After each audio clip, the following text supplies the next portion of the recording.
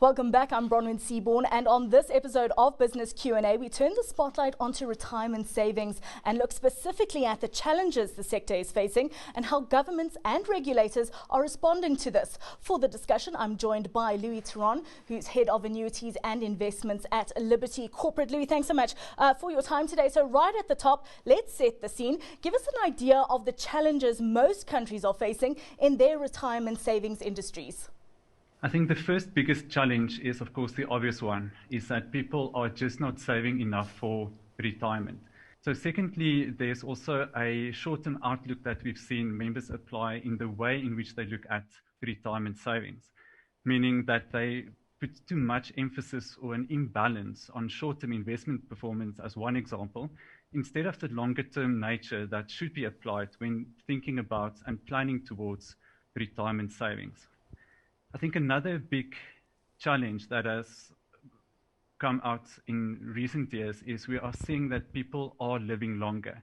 This is both in South Africa as well as the rest of the world. Now, to put this into perspective, and if we were to think about it in this way, the number of years that people spent in their retirement years are as long as they worked, meaning that all the money that you've saved up to retirement needs to last you as long as your working career was. A fourth big challenge is, of course, a basic lack of understanding and trust of members in the retirement savings industry. So this then leads, unfortunately, to bad choices and bad behaviors that members make. So to give you some context here as well, we've seen that when members change from employers, only 6% of members do not take their benefits in cash in full, meaning that 94% of members do. This means that when those members then start working at their new employer, they need to start off a blank page, again starting towards their retirement savings journey. This sets them back massively. Can you then give us some examples of what governments have done to address some of these challenges? Sure.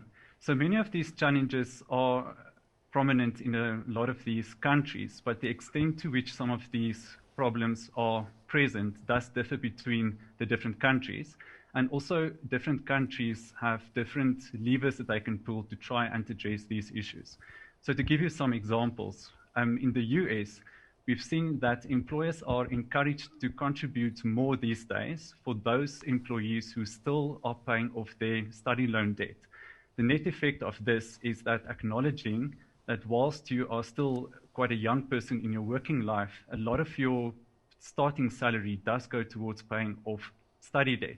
So this is requiring employers to contribute more towards those types of employees, and hence making sure that they have a better overall retirement outcome.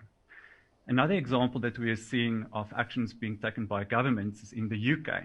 Here they are trying to extend their retirement age or their state pension age to be 68 years, ideally in the years 2037 or latest 2039. Now, one might think, what does 1 year of additional work matter, and can it actually help address these issues? Well, of course, it means that the longer you work, the more time and the more money you can allocate towards your retirement. But unfortunately, for the employer side of things, it does become costly. So, Louis, that's just two of the things that have been implemented in order to address some of the challenges. What do we have to look forward to, though, in the industry? There are three main changes that we can come to expect. The first one relates to Reg 28. Now, that guides a pension fund as to the type of assets they can invest in. So we are going to see a bigger list being put forward of more options that a fund can invest in. Secondly, we are going to see a communication standard on benefit projection values coming out.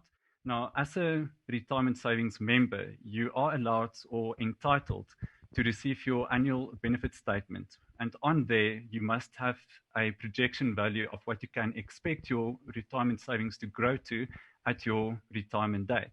Now, currently, many companies are following a different approach as to how those values are calculated. And the purpose of that standard is to introduce consistency, thereby aiding in members' understanding of what they can expect to receive at retirement. And then lastly, there's the default annuity, living annuity drawdown standard that's going to come out. And in a nutshell, the main aim of that standard is to ensure that when trustees put forward a living annuity for its members, that there's a conservative, sustainable drawdown rate put forward with the trustees alongside it to make sure that members do not run out of money during their retirement years. Well, Louis, lots to look forward to there. Let's leave it there on that. No, Louis Theron is Head of Annuities and Investments at Liberty Corporate. And that's where I leave things with you for this episode of Business Q&A. But there's lots more to come on Business Day TV, so stay tuned.